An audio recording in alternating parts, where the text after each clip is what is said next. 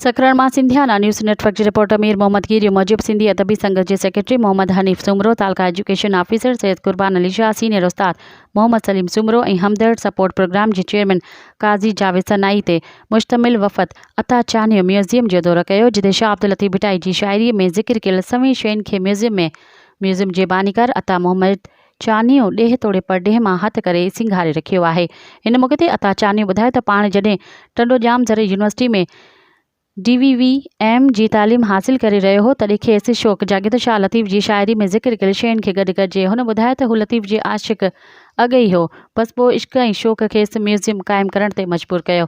अता म्यूज़ियम में लतीफ़ साईं जी ज़िक्र कयल शयुनि खां सवाइ बि हज़ारी शयूं ऐं सभी किताब पिणु मौजूदु हुआ, जो त अता चानियो खे खेसि म्यूज़ियम क़ाइमु करण ते मुख़्तलिफ़ इदारनि पारां मिलियल एवॉर्डनि जी पिणु डिघी कतार हुई। अता ॿुधाए तो दुनिया जा 24 मुल्क घुमी चुको आहे, खेसि अल्लाह साईं नवाज़ियो आहे। पाण वेटनरी डॉक्टर आहे, पर पंहिंजूं मुआइशी तोड़े ॿियूं ज़रूरतूं पंहिंजी अबाणी ज़मींदारीअ मां